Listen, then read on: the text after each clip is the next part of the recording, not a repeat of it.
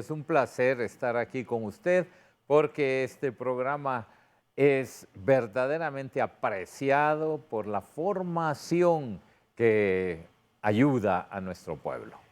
¿Qué me dice de que mientras conversemos deje yo fluir esta mano con este lápiz grafito a ver qué resulta en este lienzo? Jamás se puede impedir el arte y la inspiración, así que espero, vamos a ver cómo salgo. ¿Pero algún límite querrá usted poner, alguna No, condición o no? Para que no, no se, digo, para que no se vaya a deteriorar nuestra amistad, digamos. no se preocupe, la amistad cuando es verdadera no depende de factores así tan, diría yo, superficiales. Muy bien, voy a proceder con un boceto previo y luego voy a entintar y agregarle un poco de color para obsequiarle un dibujo este domingo. Magnífico, claro que sí. Así será. ¿Está usted por retirarse, cardenal? Bueno, en la legislación de la Iglesia Católica, un obispo cuando cumple 75 años debe presentar al Papa la renuncia al gobierno pastoral. No me diga que usted ya llegó a esa esquina. No solo llegué, sino ya la superé. De tal manera que en el momento en que le entregué al Santo Padre mi carta, me dijo, mira, esto lo dejamos para después. Y luego, como me ha tocado, pues, por gracia de Dios, coordinar el consejo de los cardenales, entonces me dijo, hasta que cumplas los 80. Y ese momento no ha llegado. Pero ya va a llegar. Entonces, lógicamente, cuando llegue ese momento, yo, acataré lo que el Santo Padre me diga. ¿Cuándo llegará ese momentito si no es muy la No, indiscreción? ¿y por qué va a ser indiscreción si todo el mundo sabe que yo cumplo años el día después del Día de los Inocentes? El 29 de diciembre será el día en que cumpliré, si Dios me da vida, los 80 años y entonces ya será el momento en que el Santo Padre me diga. ¿Cómo ha sido este camino? Un camino igualito que todos los caminos de quien se decide a seguir a Jesús. No puede el discípulo ser menos que su maestro. Y si al maestro lo han tratado como lo han tratado, en nuestro camino no solo hay rosas, hay espinas. Y todo eso entra dentro del plan de salvación. ¿Ha cargado cruces, don Oscar? Y muchísimas, muchísimas. No puede el discípulo ser menos que el maestro. ¿Cuántos fueron los momentos de debilidad en los que usted dijo, Padre, aparta de mí esta copa? Bueno, muchas. Precisamente siendo seminarista, cuando muere mi padre, entonces me permitieron venir, porque yo pues pertenezco a una comunidad religiosa, soy salesiano, y en ese tiempo, antes del Concilio Vaticano II, no estaba permitido volver a la familia. Entonces me permitieron venir y viendo a mi madre pues sufriendo, yo le dije, madre, voy a pedir permiso para dejar la congregación por algún tiempo, voy a trabajar y luego regreso. Y me dijo, no, donde yo le ocupo a ustedes ahí donde está. La divina providencia nunca me ha faltado y tampoco me va a faltar. Y aquello en ese tono de madre autoridad. No, pues. Muchachito, ahí es donde lo necesito. Exactamente. Y eso pues para mí fue una muestra de una gran fe de mi madre. Desde luego. Y así seguimos adelante. Y luego ha habido muchas, claro, muchas en el camino. ¿Usted ha estado plenamente consciente de que ha sido pastor en una nación en decadencia? Yo no diría tanto en decadencia porque no todo es decadente en nuestra Honduras. Por ejemplo, hay muchísimas vocaciones al sacerdocio y a la vida religiosa. Le cuento que cuando yo fui nombrado obispo auxiliar, teníamos 14 seminaristas para todo el país. ¿Solo 14? Solo 14. ¿Y hoy en día cómo son esos números? 160. O sea, y además, éramos 5 diócesis, ahora somos 11. Sí. Todo eso indica un crecimiento. Hemos visto cómo el nivel educativo hasta antes de la pandemia pues no iba tan malísimo. Y como han surgido cantidad de profesionales, todo esto son signos positivos. No todo es decadente en Honduras. ¿La nación está mejor hoy que cuando usted comenzó su ministerio? Yo digo que sí, en muchos aspectos, en muchos aspectos. Lo que pasa es que un amigo mío me decía, mire, aquí en Honduras el problema es que es como el teflón. Tienen una memoria de teflón, nada se le pega. Todo resbala. Y entonces es un problema porque aquel que no recobra la memoria histórica tiene una visión muy miope de la realidad y entonces no percibe todo. ¿Cuántos años de ministerio? Bueno, de sacerdocio voy a cumplir 52 y de episcopado 44. ¿Cuál diría usted, siendo objetivo frente a su espejo, que ha sido su aporte personal a la iglesia? No, ese yo no lo puedo decir. ¿Sabe por qué? Porque yo no me puedo, como quien dice, alabar a mí mismo. No puedo. Que lo digan otras personas. ¿Qué sigue en su carrera? En mi carrera, seguir amando a Jesús y seguir sirviendo lo más que pueda. ¿Qué posición ocupará en la iglesia después del retiro oficial del liderazgo que ahora tiene? Siempre seré miembro del Colegio de Cardenales y luego, pues, lo que disponga el Santo Padre.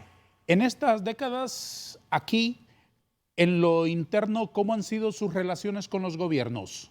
Ha habido de todo, ha habido de todo. De todo significa dulce y amargo. Sí, exactamente. ¿De qué ha dependido eso? Bueno, hay tantos componentes en la vida de las personas que no todo depende de una persona. Cuando yo llegué aquí teníamos, usted se recordará, no, usted es muy joven, teníamos gobiernos militares que venían de golpes de Estado sucesivos. Sí. Y entonces, lógicamente, no eran tiempos muy favorables. Y por consiguiente, hasta tuvimos, yo le diría, pues, persecución.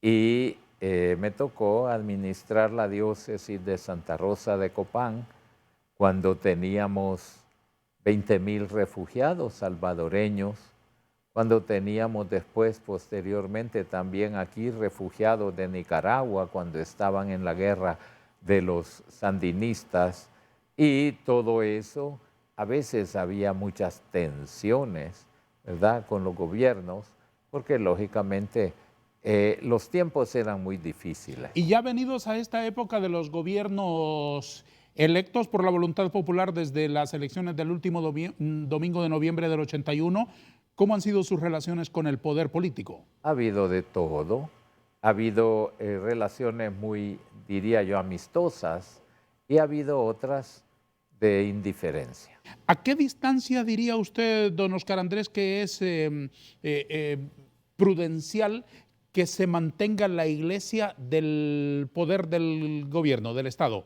Yo creo que es muy importante y a veces el lenguaje popular dice, no, es que Honduras es un Estado laico. Ni saben lo que quiere decir laico, ni saben. Lo toman como enemigo de la religión y de la fe. O como sinónimo de ateísmo en algunos casos. Y eso es totalmente equivocado. Laico viene del griego, que quiere decir, laos, que quiere decir pueblo. Entonces los laicos son los miembros del pueblo de Dios. Así que no es, y Honduras es un país laico porque está formado por laicos. Los laicos son la mayoría. Ahora, laico no quiere decir enemigo, laico no quiere decir adversario. La iglesia tiene una misión y la sociedad civil tiene también su misión.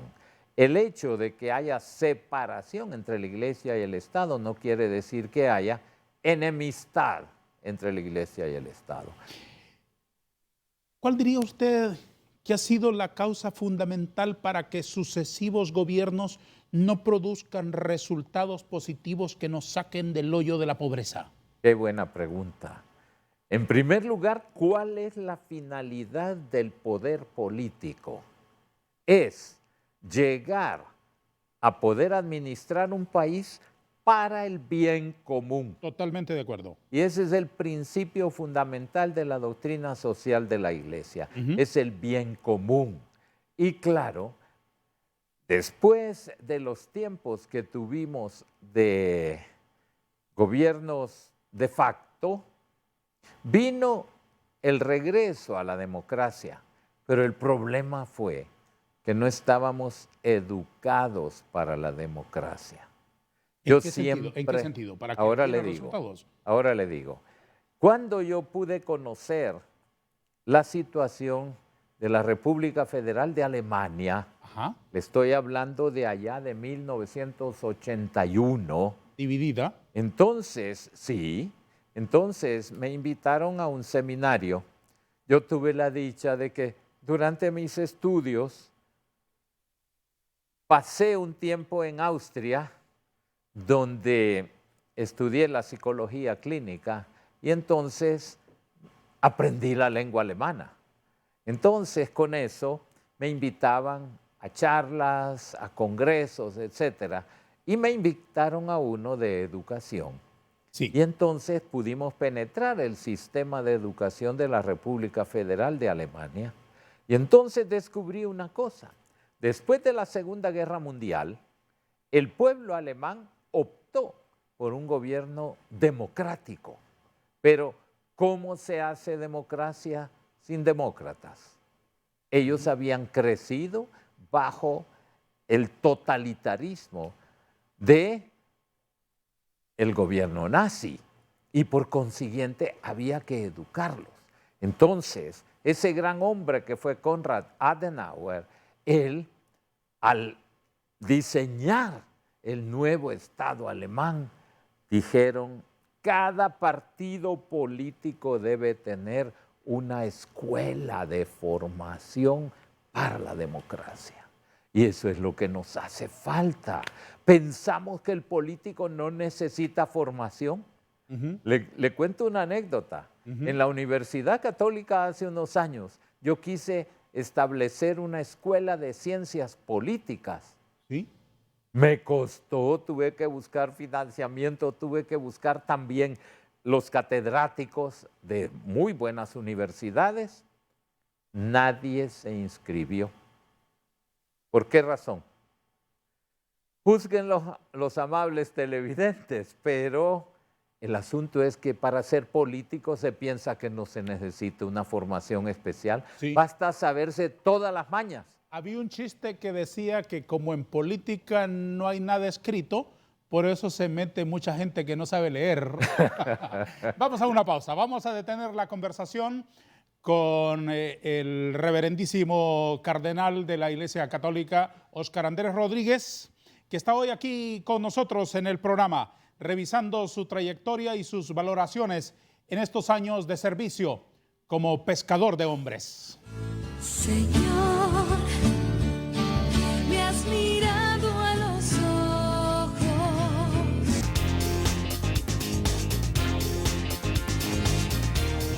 Cardenal Rodríguez Maradiaga, ¿cómo aprecia usted la promoción de la agenda gay? A ver, hay muchas cosas ahí, no es una sola agenda. Está en primer lugar una ideología, que es la que se va abriendo camino, y yo le diría, las ideologías no son malas, pero son absolutistas. Y el problema de una ideología es que es antropófaga. Y entonces quiere que todos piensen lo mismo. Y ahí empieza uno de los problemas y las dificultades. La persona humana es el valor supremo. Y nadie es tal cosa o tal otra. Esos son adjetivos que se le ponen a las personas. Yo pienso que la comunidad es una comunidad como otras comunidades que hay dentro del género humano, pero no puede pensar que todo mundo tiene que pensar igual. Es el primer elemento. En segundo lugar, el plan de la creación es muy claro y lo encontramos en la palabra de Dios. Hombre y mujer los creó. Sí. Y ahí está, ahí está. Ahora bien, eso también está subrayado por la antropología. ¿Qué nos dice la antropología? En el momento de la concepción, el ser humano tiene su sexo definido, sean los cromosomas XX o XY. Ahí está. Y cada persona nace. Mire que soy profesor de bioética, o sea, no estoy metiéndome en cosas que no conozco. Claro. Lo conozco a profundidad.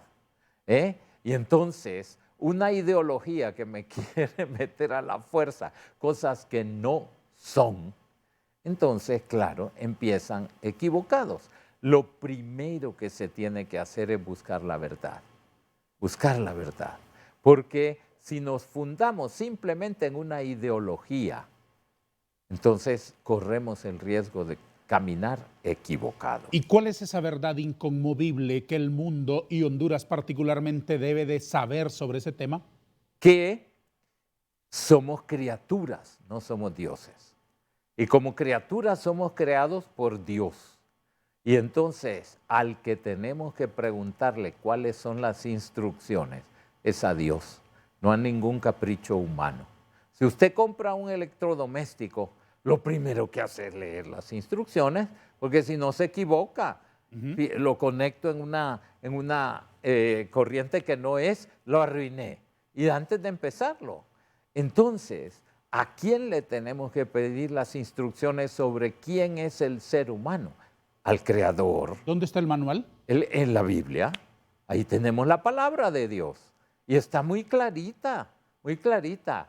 Dios creó al ser humano, varón y mujer los creó.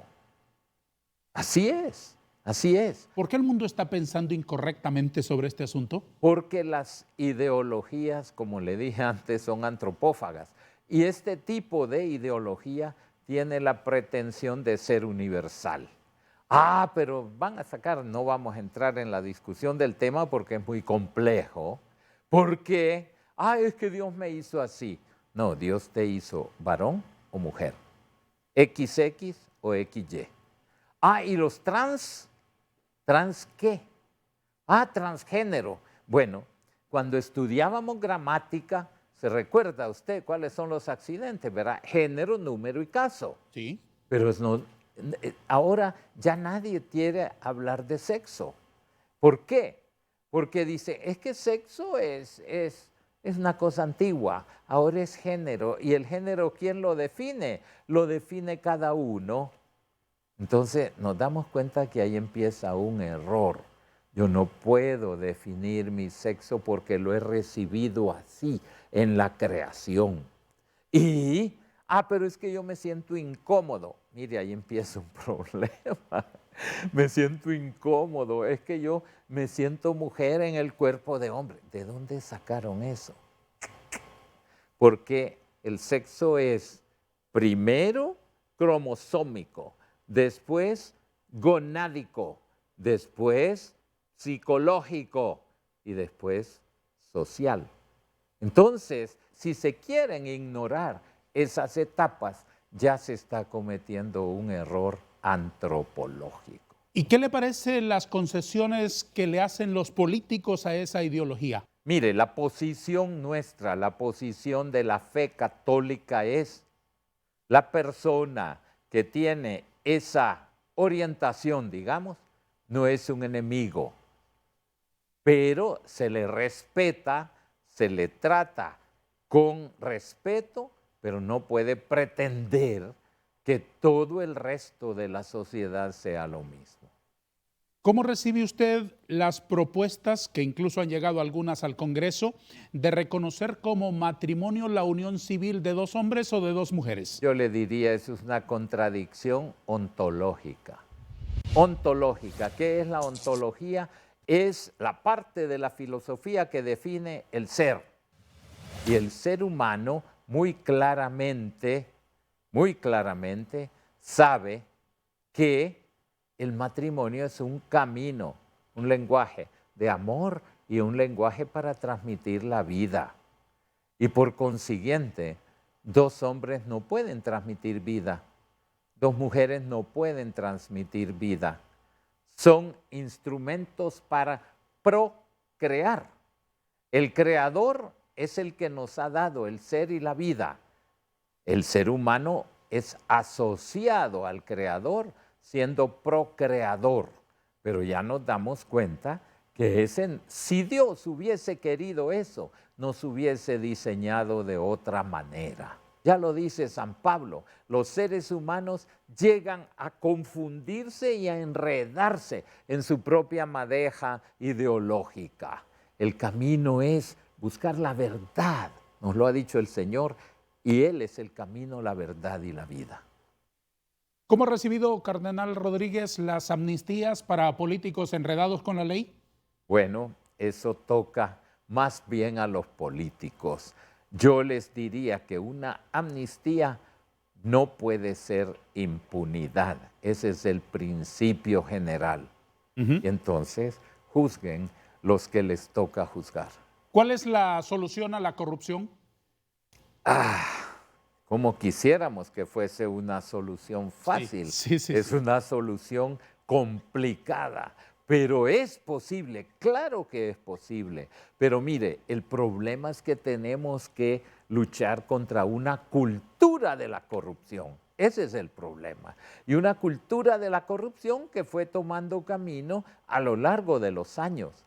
Y ahora lo que toca es un camino contrario, que comienza en la educación. Deme un momentito, ¿a qué se refiere cuando dice una cultura de la corrupción? ¿Es que acaso usted está aludiendo la normalización del que le entiende al trámite, la tolerancia del bueno que se refugia en el silencio, la convivencia de esta sociedad de gente buena, de familias buenas, de instituciones sanas, que ven para otro lado ante la hediondez de estos pútridos? Así como usted lo dice, es todo algo que se ha ido acumulando a lo largo de los siglos. A lo largo de los siglos. Y por consiguiente, hay que tomar acción. Y la acción comienza en la educación moral. La educación moral que debe comenzar en el hogar. En el hogar. Y más que con palabras, con el ejemplo. Y entonces, el testimonio de un padre o de una madre es indispensable para que empecemos a combatir la corrupción. Un político corrupto no surgió ni cayó de una nube.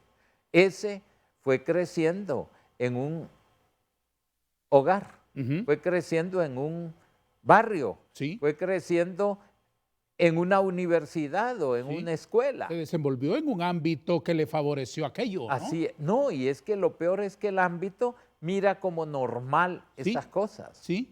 Este es tonto, le dieron chance porque estuvo en un gobierno. Y no consiguió nada. Salió pobre, dicen. Salió como entró, no le entiende al trámite. Se normalizó la corrupción. Esa es la cultura de la corrupción. Y lógicamente, ¿cómo se hace para erradicarla? A través de una cultura de la honestidad. Pero es que eres tonto, nadie te va a hacer caso. Ya ven, ahí está una de las causas de la corrupción. Visto lo visto, ¿cómo aprecia usted el proyecto de que vengan abogados extranjeros a instalar aquí una comisión para que investigue corrupción en Honduras? A mí me duele eso, porque lógicamente quiere decir que la justicia en nuestro país está todavía en pañales. Que no podemos barrer la casa nosotros mismos. Así es, así es. Me duele, pero tengo que decirle que me parece bien, porque a grandes males, grandes remedios. Acuérdense lo que ocurrió en Guatemala y lo que quiso ocurrir aquí, pero no lo dejaron. Entonces, es necesario fortalecer el poder judicial, es necesario fortalecer la justicia para que podamos confiar en la justicia. ¿Qué condiciones debe tener un cuerpo de esos?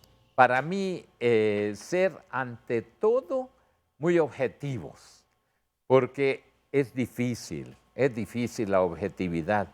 y sobre todo en una cultura donde todo mundo denigra a todo mundo. Entonces, aquí se cometen unos delitos de la difamación y de la calumnia con la mayor frescura, ¿eh? Y se nos olvida que el principio que nos deja la palabra de Dios es: todo ser humano tiene una dignidad que hay que respetar. ¿Qué demanda el mundo de los cristianos hoy en día, cardenal? Ante todo, que seamos coherentes con lo que decimos que creemos. Y en segundo lugar, que seamos testigos valientes. Testigos valientes, no testigos cobardes. Me habla usted de manifestar la verdad que llevamos dentro. Expresarla, y expresarla con la vida, pero también con la palabra. Yo estoy en un grupo y escucho antivalores, no puedo simplemente sonreír y quedarme callado. No, yo tengo que opinar también. ¿Y por qué no voy a opinar? Perdonen, pero yo no estoy de acuerdo con esto. Y ahí viene el problema de las ideologías. Y quiero referirme al Congreso donde usted participó y participó muy bien. Ahí tantas veces es el circo el que prevalece. Es el grito, es la mala crianza, es el insulto. Eso da vergüenza. Un Congreso tiene que ser una lámpara que ilumina también con el buen ejemplo y no un populacho. Vamos a ir a una pausa. ¿Quiere invitar, por favor, a los telespectadores que sigan con nosotros? ¿Puede hacerlo en alemán, si le parece? Natürlich. Ich gebe eine große Einladung für diese TV-Programm. Señor, me has mirado a los...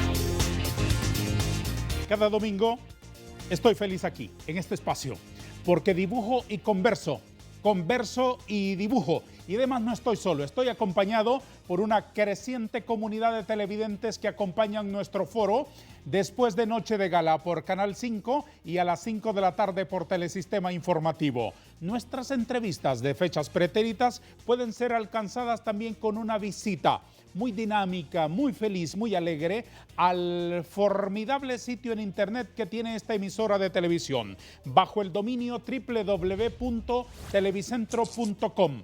Ahí hay una ventanita en donde se abre la oportunidad de disfrutar del talento y la inteligencia de los invitados que tienen la generosidad de venir a enfrentar mis curiosidades y a recibir la caricatura que les obsequiamos en este programa único en la televisión mundial. Dibujo y converso. Gracias a Dios por eso. Gracias a Dios por el sello de único con el que decidió designarnos en este programa, preparado pacientemente, con mimo, con esfuerzo, con dedicación, por un equipo profesional formidable en Televicentro, líderes en la televisión nacional. Estoy avanzando bastante en el dibujo, Cardenal Rodríguez. Le estoy dibujando aquí como un sembrador y como un pastor, sembrando una semilla que es lo que desde mi punto de vista como artista ha hecho usted a lo largo de su trayectoria. Me está gustando el resultado, pero eso no importa. Lo importante será que a usted le guste cuando el programa termine. ¿Le parece? Claro que sí. Seguimos de acuerdo entonces. Muy bien. ¿Qué sensación produjo en usted la extradición de un expresidente? A ver, todas las extradiciones son un dolor, porque lógicamente cada ciudadano debería ser juzgado en su país, pero el refrán que se dice: a grandes males, grandes remedios.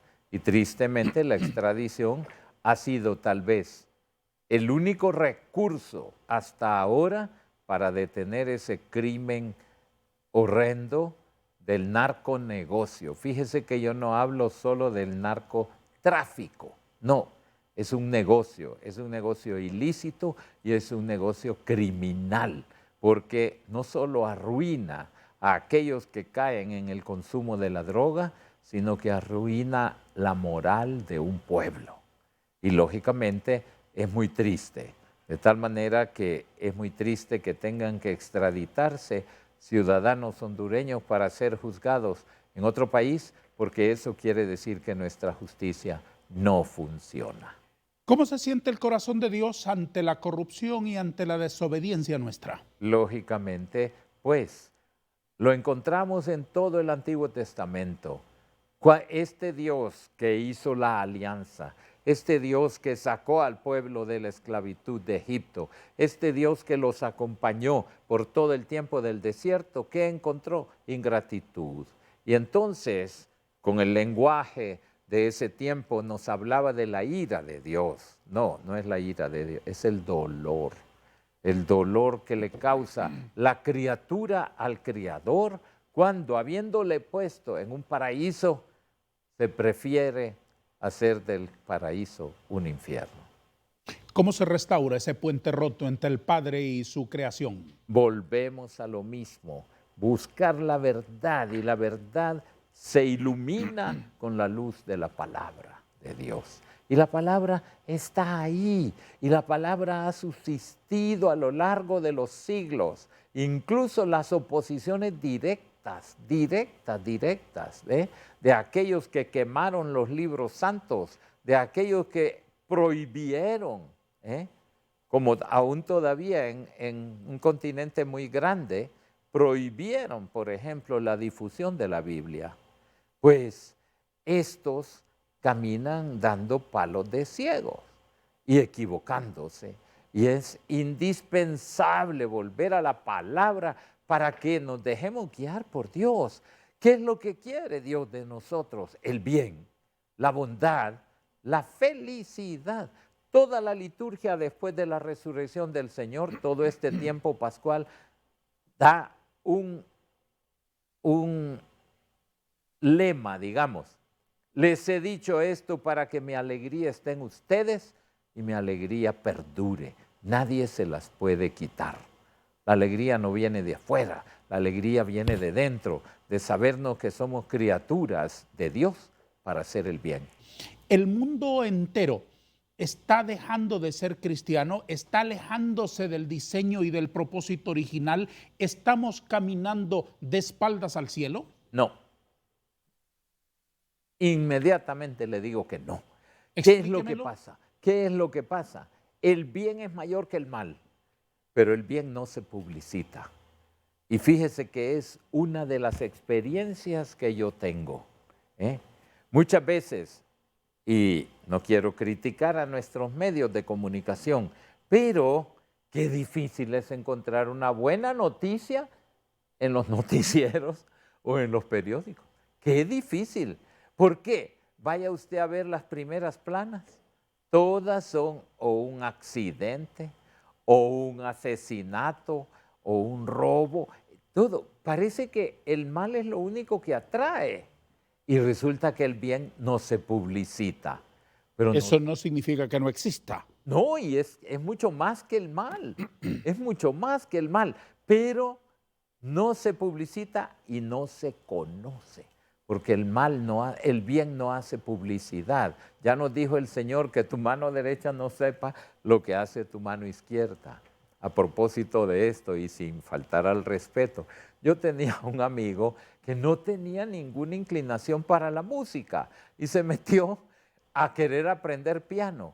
Y el piano requiere una sincronización, ¿verdad? Para poder interpretarlo. Entonces se cansó y todos le decíamos, es que tú pones en práctica el evangelio, que tu mano derecha no sabe lo que hace la mano izquierda. Y si cae en la tentación del extremismo, mucho menos. Pero se lo decía en broma, Claro. porque a mí me tocó ser presidente de la Cáritas Mundial durante 2 periodos, 8 años. Y mire, lo que a mí me tocó ver, cosas preciosas, pero preciosas del bien que se hace sin publicitarlo. Por ejemplo, ahora lo que estamos viendo en Ucrania, Sí. que solo nos publicitan, ¿verdad? Que estas armas van para allá, que estos muertos, que el bien que está ahí debajo tanta cantidad de ayuda humanitaria, tanta cantidad de voluntarios, tanta cantidad de familias que están recibiendo refugiados. Eso casi no se publicita y es una muestra de que el bien es mayor que el mal. ¿Las tecnologías de la información han perjudicado a la sociedad? Yo creo que relativamente, porque también han hecho bien. El punto es este, la tecnología es de por sí ni buena ni mala, es un instrumento y depende del que lo usa. El que lo usa para el bien se vuelve una gran cosa, el que lo usa para el mal tendrá que arrepentirse. La diferencia entre herramienta y arma. Así es, usted lo ha dicho, usted lo ha dicho. ¿Cómo se explica que en esas plataformas el mal tenga más seguidores que el bien? Sí, fíjese que lo encontramos ya en el capítulo 3 del Génesis, cuando aparece el pecado original. El pecado original. Y ese pecado original que se quedó ahí como un trasfondo y como una herencia negativa que todos los seres humanos traemos.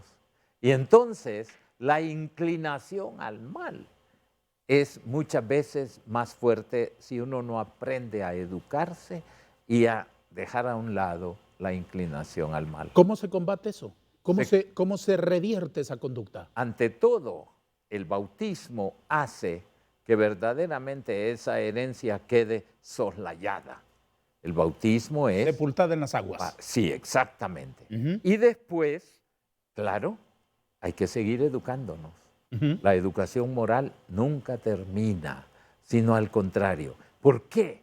Porque hay un Espíritu divino, el Espíritu Santo, que es Señor y dador de vida, que Él vive constantemente tratando de infundirnos el bien. Y si secundamos las inspiraciones del Espíritu, podemos hacer personas de calidad. ¿En esta generación es más difícil encontrar eco a la prédica? Es más difícil porque hay muchas distracciones, ¿verdad? Están muy desenfocados los muchachos. Sí, muchas veces, pero porque nadie los educó en el hogar. Y entonces, claro, sí es más fácil ponerle a un niño un jueguito de estos para que pase ahí alienado, sin pensar, y dice, ah, no, así lo tengo quieto y no molesta. No, señor, si la educación de los niños es una cruz, pero una cruz preciosa que asumen los padres con la paciencia, con el amor, para ir levantando ahí una nueva criatura y no para tenerlos drogados, pobrecitos. Y uno de los problemas es este, fíjese que hoy nadie quiere pensar, nadie quiere pensar.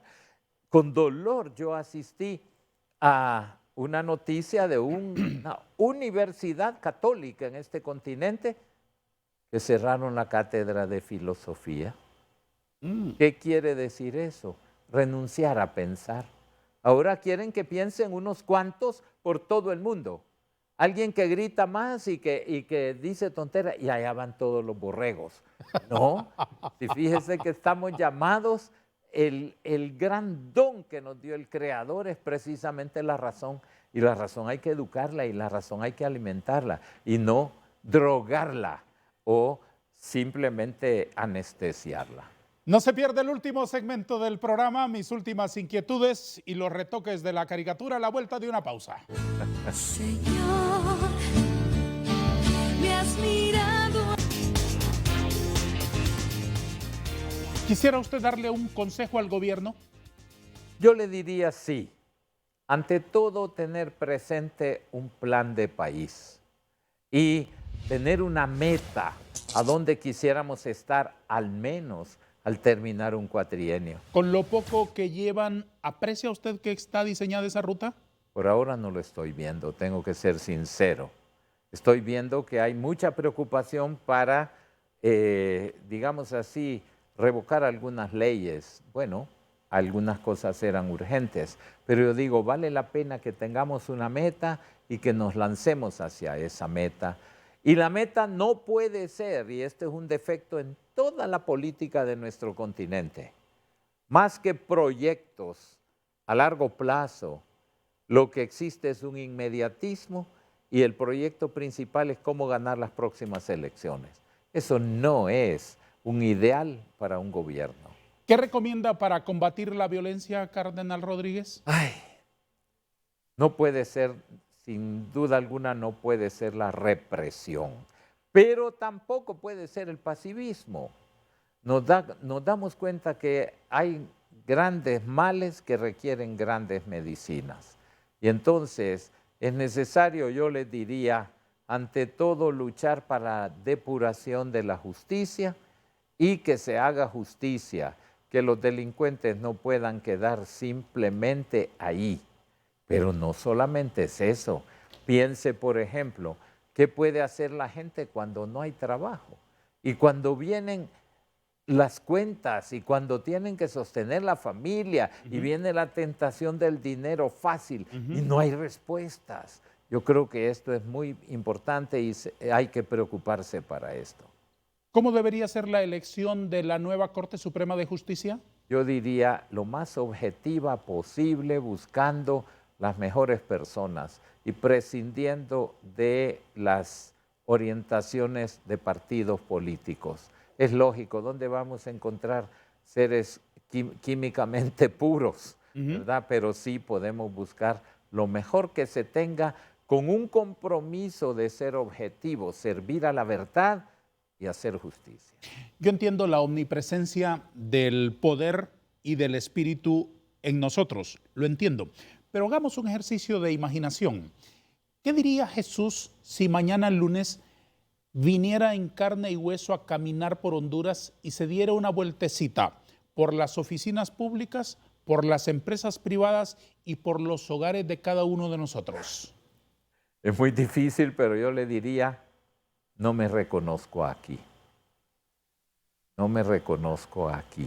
¿Por qué? Todos decimos que Honduras es un país cristiano. Yo digo que luchamos para ser cristianos, pero no lo somos totalmente. ¿Por qué? El día que no haya un solo muerto en ese día en Honduras, yo voy a decir, ya empezamos a ser más cristianos. Pero hay un mandamiento de la ley de Dios que dice, no matarás. Y entonces, ¿dónde cayó ese mandamiento en Honduras? Si hasta cosas horribles como la que acabamos de ver, que un señor por celos mata a un niño.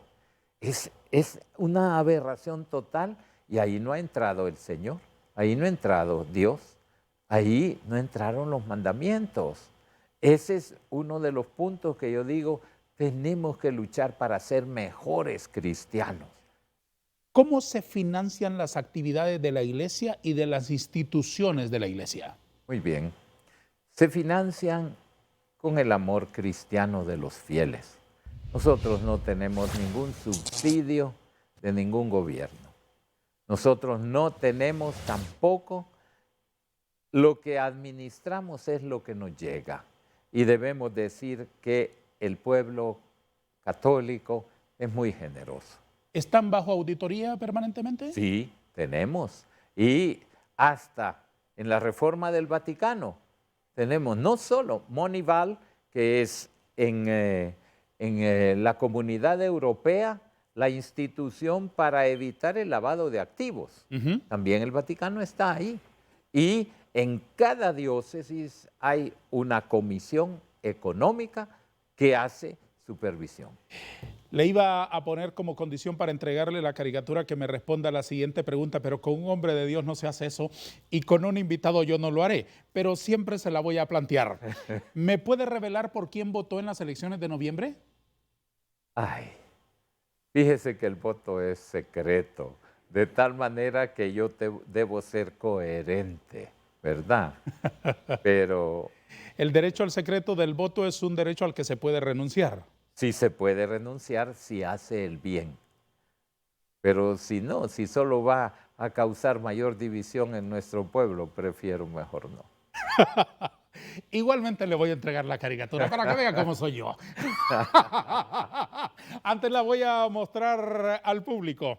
La caricatura con la que honramos la presencia de nuestro invitado hoy en el estudio Rosario Sagastume de Ferrari, el cardenal Óscar Andrés Rodríguez. arzobispo de Tegucigalpa, príncipe de la Iglesia Católica. ¿Qué le parece nuestro dibujo, cardenal? Bueno, yo me reconozco en él. Muchas gracias. ¿Eso qué significa? Que sí, me reconozco. Muchas gracias. Le agradezco muchísimo a usted. Déjeme una palabra como respuesta a estas últimas inquietudes, con un solo término, por favor. ¿Quién es el músico que más le agrada? Chopin, ¿Cuál es su equipo de fútbol favorito? Motagua. Lo felicito. Es que yo nací en el Colegio San Miguel y el Motagua nació en el Colegio San Miguel. No sabía que usted era del Evangelio completo.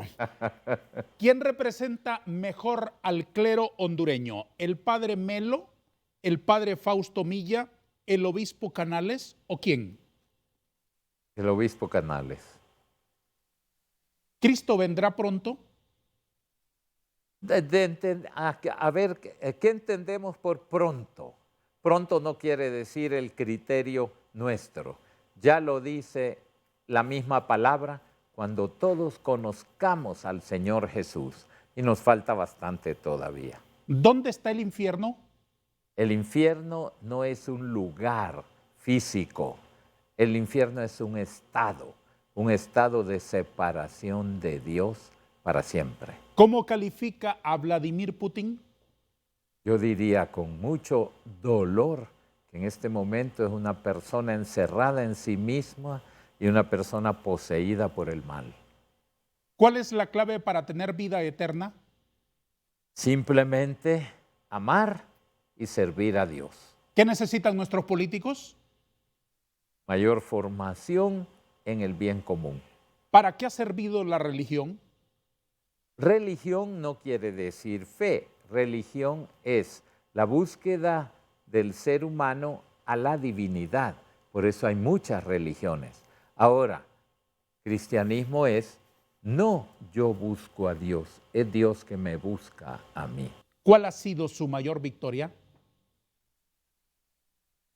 No la clasificaría yo como victoria, pero algunos logros, eso sí. Y uno de ellos ha sido la posibilidad de que exista la Universidad Católica de Honduras. Llegamos al final del programa. Espero que se haya sentido cómodo con nosotros. ¿Quiere Claro dejarme que un consejo en lo personal? No, yo lo que le diría es siga adelante, porque claro, no es fácil mantener un programa así, ni llevar adelante esto. Y siempre hay fuerzas que lo querrán desanimar. Siga adelante. Muchas gracias, cardenal. Muchos éxitos, larga vida, muchísima salud y muchas gracias por haber estado con nosotros. Lo esperamos pronto. Con mucho gusto. Ahí me tiene mientras el doctor Alzheimer no me dé tratamiento, usted me tendrá. Divertido hasta el final. Muchas gracias. Gracias. A todos, muchas gracias. Adiós.